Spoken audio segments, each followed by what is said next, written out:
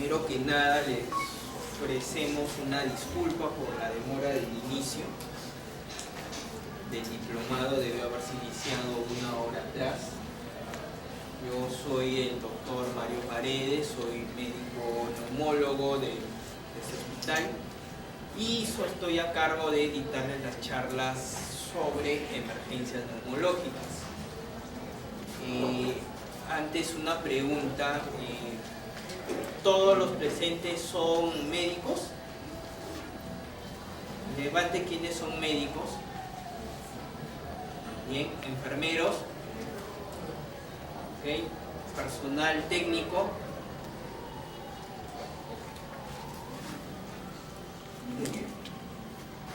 Vamos a desarrollar 5 patologías que van a ver bastante frecuente desde el punto de vista neumológico, que van a ver con frecuencia en las emergencias. Son neumotórax, hemoptisis, asma aguda severa, exacerbación aguda de POC y neumonía.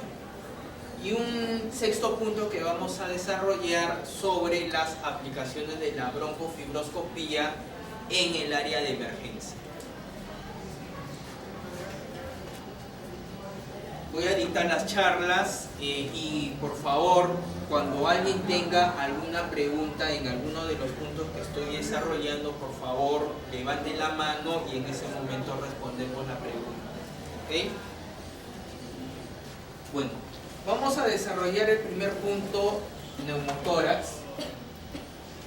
El neumotórax, como dice su definición, neumo, aire, tórax, cavidad torácica, es el ingreso de aire a la cavidad torácica, específicamente al espacio pleural. Recordemos que la pleura es una membrana serosa que tiene 2 capas, una pleura visceral y una pleura parietal. Va a recubrir el pulmón, el mediastino, el diafragma y la pared costal. Y habitualmente va a contener unos pocos mililitros de líquido pleural que va a servir como lubricación.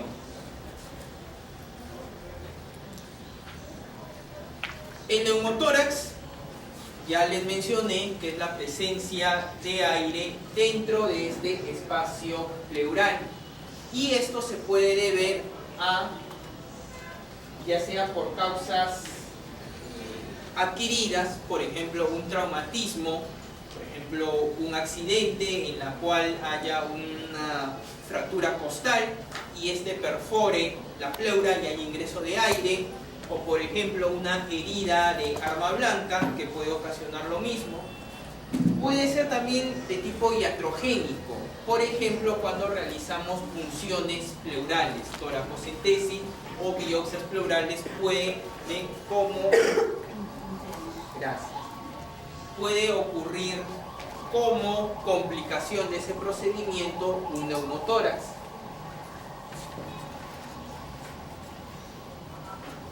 Y cuando no hay agente causal previsible, se denomina neumotórax espontáneo, que es de 2 tipos, primario o secundario.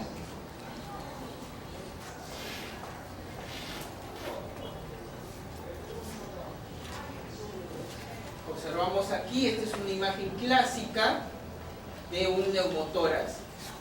Vemos que en el hemisferio izquierdo, el pulmón izquierdo está absolutamente colapsado. El pulmón, una radiografía normal de pulmón, un parénquima pulmonar normal, lo vemos de estas características, con presencia de la vasculatura pulmonar en todo el hemitórax derecho. Sin embargo, en el hemitórax izquierdo vemos que el pulmón está absolutamente negro, pulmón entre comillas, porque esta parte de aquí es el pulmón, que está colapsado. Y todo esto negro en absoluto es la presencia de aire en la cavidad pleural. Lo mismo vemos aquí, observamos que la pleura está colapsada a nivel de este punto de vista. Son imágenes de neumotórax. Les había mencionado que existen dos, cuando el neumotórax es espontáneo, existen dos etiologías. La primera, el neumotórax espontáneo primario, que se da en personas jóvenes, altas, sin antecedente de ninguna enfermedad pulmonar anterior. Y ocurre este espontáneo de un momento a otro porque patológicamente o anatomopatológicamente este grupo de personas jóvenes, delgados y altos tienen pequeñas bulas o bleps. Esos bleps pueden reventarse espontáneamente, no necesita que la persona esté haciendo algún esfuerzo físico. De repente está sentado viendo televisión y estos bleps pueden romperse y de esa manera se produce entrada de aire al espacio pleural.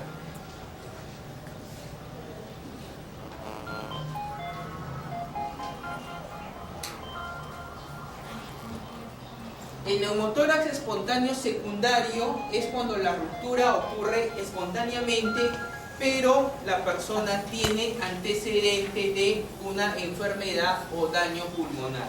Por ejemplo, puede ser un paciente con EPOC que tiene bulas secundarias al EPOC, o puede ser un paciente asmático o con fibrosis pulmonar, o pacientes con bronquiectasias o pacientes con histiocytosis X.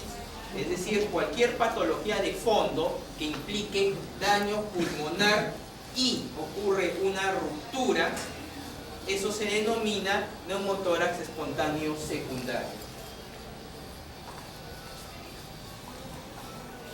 El manejo del neumotórax es bastante lógico. Si entró aire al espacio pleural, el tratamiento es sacar ese aire del espacio pleural. De esta manera se consigue la reexpansión pulmonar y se previene las recidivas que pueden ocurrir. Ahora, la clínica de neumotórax va a ser variada, desde un paciente asintomático, pasando por pequeños síntomas como de repente dolor torácico, y pacientes que pueden llegar a la insuficiencia respiratoria, pacientes con disnea e insuficiencia respiratoria. Eso va a depender del tamaño del neumotórax que se produce. Cuando un neumotórax es pequeño, menos del 10% del volumen del pulmón, el tratamiento puede ser médico.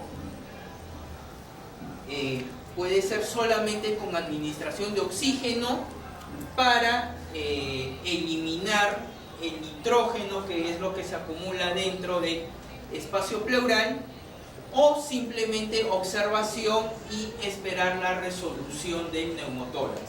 Eso es cuando el neumotórax es pequeño y estamos hablando, vuelvo a repetir, de un volumen menos del 10% del hemitórax afectado. Obviamente, todo paciente que ingresa a emergencia por neumotórax se debe evaluar con radiografía, evaluar las funciones vitales, ¿no? Y de acuerdo a eso decidir la conducta terapéutica.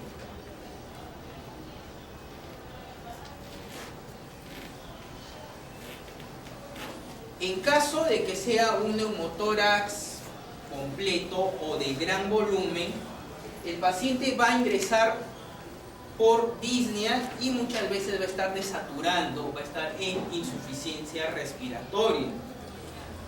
¿De cuánto estamos hablando cuando uso el término de desaturación? ¿Cuánto estoy hablando de nivel de desaturación? Cuando estamos hablando de desaturación. ¿Alguien? Cuando es menor a 90%.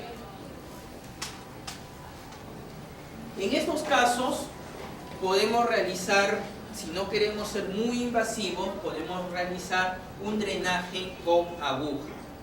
que es un procedimiento bastante similar, es la misma técnica de la toracocentesis, pero en vez de sacar líquido, lo que voy a sacar es aire. Va a haber algunos casos que van a responder con esta maniobra y el paciente no va a requerir colocación de tubo de drenaje.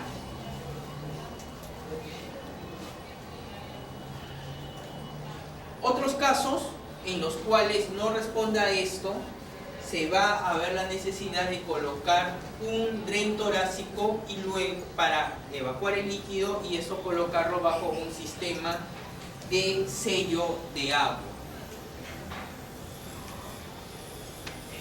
En la mayoría de casos, mediante esta técnica, el neumotórax lo resolvemos rápidamente y el paciente luego de una observación de 48 horas puede salir de alta.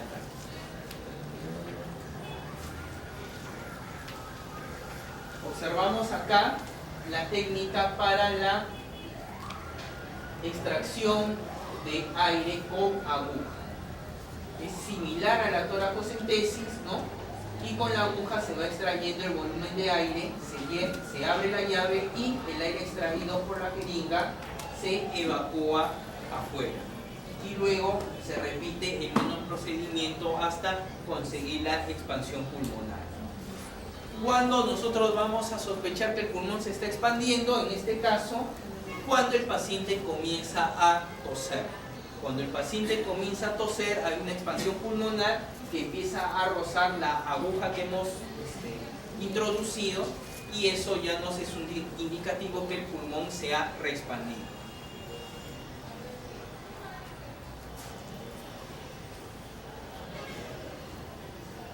Va a haber casos en que,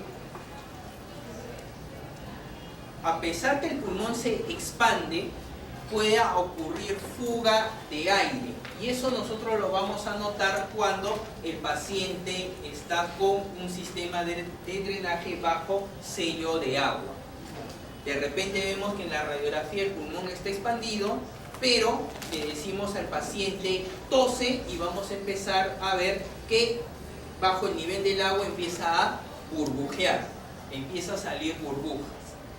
Eso me indica que hay una fuga y que se puede haber formado una fístula pleurobutal, una fístula pleurobronquial, una comunicación de la pleura y el bronquio que a la vez que sale aire a través del sistema de drenaje, sigue ingresando aire a través de la comunicación del bronquio con la pleura. En esos pacientes el manejo aparte se debe mantener con el sistema de drenaje bajo sello de agua y colocar succión o presión negativa a menos 15 o menos 20 negativo, menos 15 o menos 20 centímetros de agua.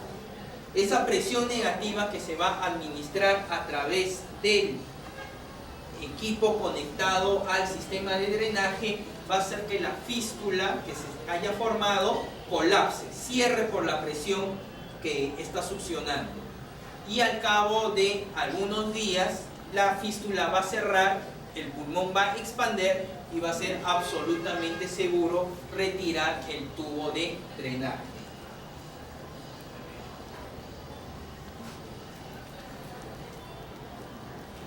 Algunos casos, a pesar de haber hecho esa medida, la fuga va a persistir y esos casos son los que van a ir a manejo quirúrgico.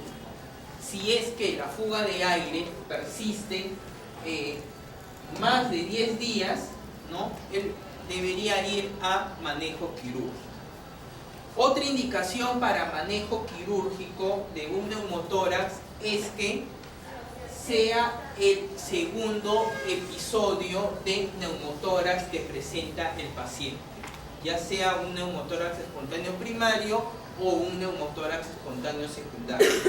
El primer episodio lo podemos manejar con las medidas ya descritas, pero si desarrolla un segundo episodio, ese paciente debe ir a manejo quirúrgico. ¿Por qué motivo? Porque se ha visto que si lo manejamos el segundo episodio con manejo médico, como el mencionado acá, la posibilidad de ese paciente de hacer un tercer episodio de neumotórax es más del 90%. Lo más probable es de que al cabo de unos días otra vez el paciente esté regresando por un tercer episodio de neumotórax. Esos casos entonces lo ideal es que lo evalúe ya el cirujano de tórax y se haga un manejo quirúrgico.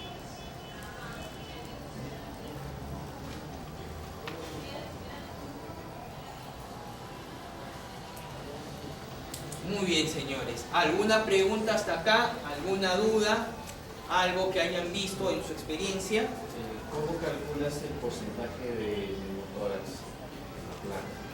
Ya. Hay unas reglas en las cuales se calcula el porcentaje de neumotórax midiendo el tamaño del neumotórax en relación a la distancia que hay desde el... Voy a ponerle...